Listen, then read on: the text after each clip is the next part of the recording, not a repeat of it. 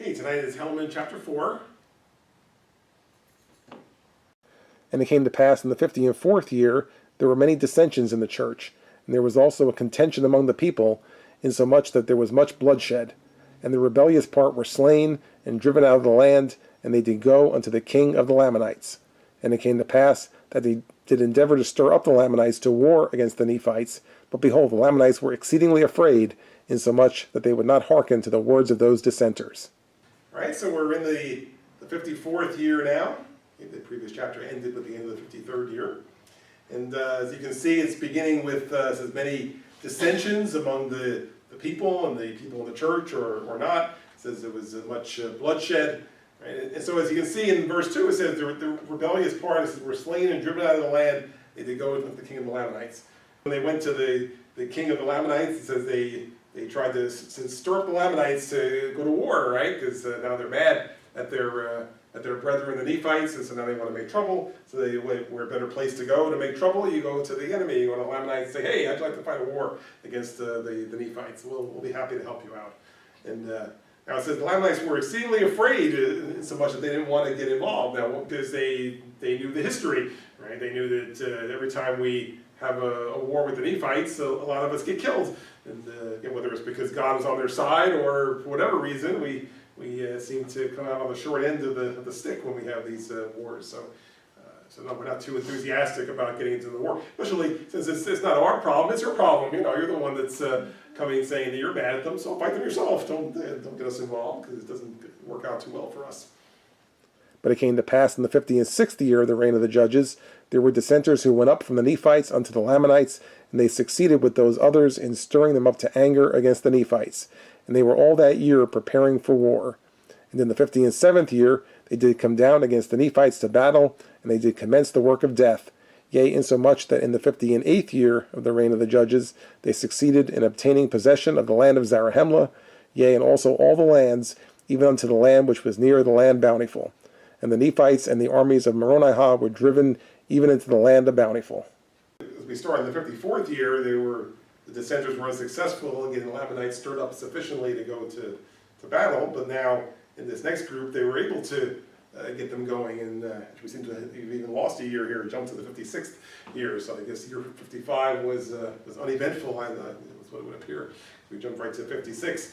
All right, so you can see in 56 it says that they were successful in stirring them up to anger, that they took a whole year to prepare, right? And so finally in the 57th year, 58th year, we see the battle beginning here. And now, not a lot of detail given here, as we've noticed that in the book of Alma, it was a lot of times very detailed as far as which city they were fighting, what was the strategy, what was the result, and so here it just kind of gives you the results, right? So it says they succeeded in obtaining possession of the land of Zarahemla and even all the lands round about, right? So that if you look at our little map here, right? So we see Zarahemla here, which is the capital city of where the Nephites lived. All the city round about, and then Bountiful was up there, so it looks like the Nephites were driven up to the land of Bountiful because the Lamanites were taking over this whole area here.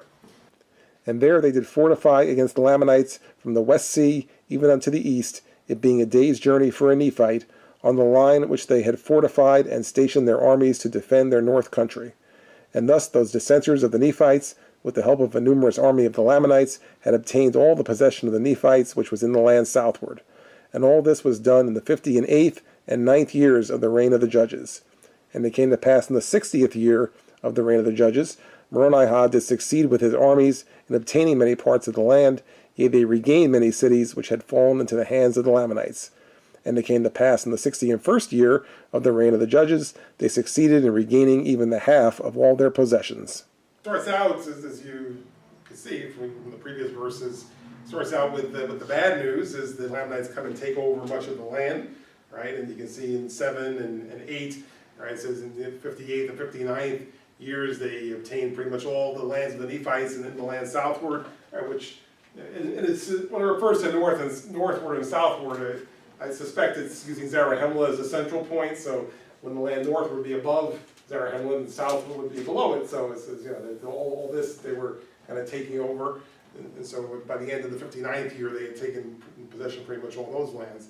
All right, but now in the verse 9, now we see it turns around, as these things tend to do. Right, in the 60th year, it says Moroni had to succeed in obtaining many parts of the land. They regained many cities, and by the 61st year, in verse 10, now they got about half back of what they had lost. So they up through verse 8, they lost pretty much all the lands, maybe other than the land bountiful, and then 9 and 10, now they've taken back about half of what they lost. Okay, so again, just a very quick summary of that whole skirmish, which covered, maybe 4 or 5 years there. Now this great loss of the Nephites and the great slaughter which was among them would not have happened had it not been for their wickedness and their abomination which was among them. Yea, and it was among those also who professed to belong to the church of God. And it was because of the pride of their hearts, because of their exceeding riches, yea, it was because of their oppression to the poor, withholding their food from the hungry, withholding their clothing from the naked, and smiting their humble brethren upon the cheek, making a mock of that which was sacred, denying the spirit of prophecy and of revelation, murdering, plundering, lying, stealing, committing adultery, rising up in great contentions, and deserting away into the land of Nephi among the Lamanites. And because of this, their great wickedness, and their boastings in their own strength, they were left in their own strength, therefore they did not prosper, but were afflicted and smitten, and driven before the Lamanites, until they had lost possession of almost all their lands. This is the point that's trying to be made here, right? I mean, it was in the first 10 verses, it just gave you some of the broad stroke results of these battles, right? But now the real point is that it says in 11, it says this great loss of the Nephites and the great slaughter would not have happened had it not been for their wickedness. It says in their abomination which was among them, right? Which it says included those who professed to belong to the church, right? This was kind of God not helping them at this point, right? They were on their own. And you can see in verse 12 a little more detail on that. And we talked about this some in the previous chapter. It said that because of the pride of their heart, and as you can see what it says there, it says because of their oppression of the poor, withholding food from the hungry, etc., all the different things down at the end of there. Okay, so these were all things that were going on, which God was not pleased with. So, as we just said earlier, that a big part of their strategy and their success in previous times were that God was on their side, that God was helping them to be successful, and that He was either inspiring them or speaking to them or protecting them, such that they were successful in their battle. But now they're not doing what's pleasing to God, so now they don't have any protection like that or any added advantage. And as you can see in 13, it kind of points that out. It says that because of the wickedness and boastings in their own strength, they were left in their own strength. So they're on their own. This is that therefore they didn't prosper, they didn't win, because I guess army to army they were not necessarily any better than their opponents, and maybe not even as good. But the difference before being God helped them, so now without God helping them, being they were so caught up in their own strength and boasting, then fight your own battle then, and let's see what happens. And so that's what happened. So they were afflicted and smitten and driven before the Lamanites. They lost possession of all their lands. So left on their own, they found out that they were not able to do what they had done before because they didn't have God helping them now. But behold, Moroni did preach many things unto the people because of their iniquity, and also Nephi and Lehi, who were the sons of Helaman, did preach many things unto the people. Yea, and did prophesy many things unto them concerning their iniquities, and what should come unto them if they did not repent of their sins. And it came to pass that they did repent, and inasmuch as they did repent, they did begin to prosper. For when Moroni saw that they did repent, he did venture to lead them forth from place to place, and from city to city, even until they had regained the 1/2 of their property, and the 1/2 of all their lands. And thus ended the 61st year of the reign of the judges. The leaders realized what was happening. They realized that this was because God was not pleased. So as you can see, they now took to preaching to the people as opposed to saying, well, we need more classes on being a better soldier, or we need more warriors, or we need more weapons. Rather, it says we need more of God's help. We need more of God's blessing. So therefore, they took to preaching to the people. As you can see in 14, it says Moroni to preach many things to the people. Also Nephi and Lehi, who were the sons of Helaman, to preach many things. Right? It says concerning their iniquities and what should come unto them if they did not repent of their sins. It mentions that Nephi and Lehi were the sons of Helaman. And Nephi was his older son and was actually in charge of that part of it at this point. All right, so it says they did preach many things. It says, and they had good results now, as you can see in 15. It says it came to pass they did repent, and then they began to prosper. And so 16, when they saw that they were repentant, then they went ahead and trying to take back their cities. So whereas in, where was it, in 9 and 10, when it mentioned that they took back half their cities, it didn't mention this part. So this is really saying that the reason they were able to even get back half their cities is because they repented, and now God was with them, and so it wasn't that they just suddenly became better fighters or kind of with a winning strategy, that they were repentant of what they had done wrong, and now God was with them again. So in 16 it mentions they were able to go from place to place and regain half of their property and half of their lands as the 61st year ended. Right, so they didn't get it all back, but they got half of it back because they were repentant. And it came to pass in the 62nd year of the reign of the judges that Moronihah could obtain no more possessions over the Lamanites. Therefore they did abandon their design to obtain the remainder of their lands, for so numerous were the Lamanites that it became impossible for the Nephites to obtain more power over them. Therefore Moronihah did employ all his armies in maintaining those parts which he had taken. And it came to pass, because of the greatness of the number of the Lamanites, the Nephites were in great fear, lest they should be overpowered and trodden down and slain and destroyed. In year 62, that they had now, by the end of year 61, taken back half of their lands, but they, it doesn't say how they figured this out, but they determined that that was as far as you're going to be able to go right now.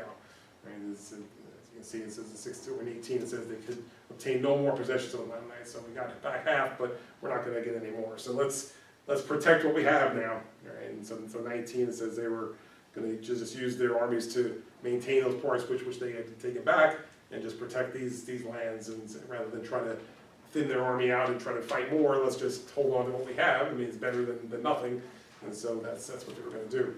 And in 20, it just mentions that that now there was a great number of Lamanites in this war, so the Nephites were now the ones in great fear, which I mentioned earlier how back in verse 3 that the Lamanites were fearful, and now the Nephites are the ones who were fearful. Now they've realized that they're not invincible, that they're of their own strength, that they can only go so far, but they really needed the protection of God to be with them, to be able to be successful here. Yea, they began to remember the prophecies of Alma, and also the words of Mosiah, and they saw that they had been a stiff-necked people, and that they had set at naught the commandments of God, and that they had altered and trampled under their feet the laws of Mosiah, or that which the Lord commanded him to give unto the people, and they saw that their laws had become corrupted, and that they had become a wicked people, insomuch that they were wicked even like unto the Lamanites. And because of their iniquity, the church had begun to dwindle, and they began to disbelieve in the spirit of prophecy and in the spirit of revelation, and the judgments of God did stare them in the face. In 21, all right, that this was, of course, now after they had repented, it says they began to remember the prophecies of Alma, the words of Mosiah, right, and they saw what had happened, as they saw they had become a stiff-necked people, and that they had said it not, or basically ignored the commandments of God, right, so they realized that. So that's good. Right? That's part of repenting, is recognizing that you're doing wrong. Right? So now in 22 it says that they realized they had altered, it says, and trampled under their feet the laws of Mosiah. And of course Mosiah was the king who set up the whole system of the reign of the judges.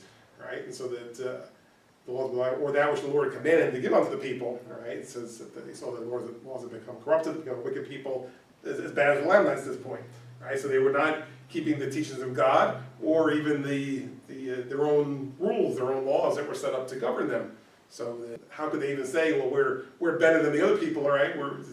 They're no better at this point. They were as wicked as the Lamanites, really, because they were not law-abiding citizens. They were not moral people. They were not people following the commandments of God. So why should God help them and protect them and be with them? Because they were no different than the other people.